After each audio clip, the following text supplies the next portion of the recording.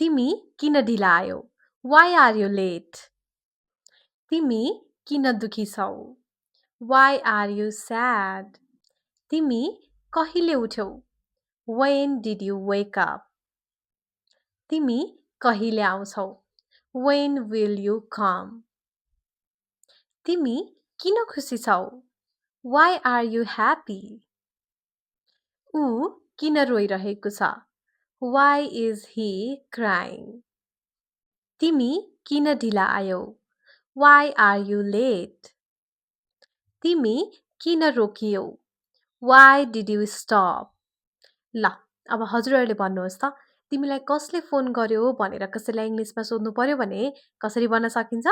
Comment बक्समा गएर comment गर्नुहोस् र यसै गरी सजिलैसँग इङ्ग्लिस सिक्नको लागि लर्न विथ ईशालाई टिकटक, इन्स्टा र युट्युबमा पनि अझै गएर फलो गर्नुहोस्।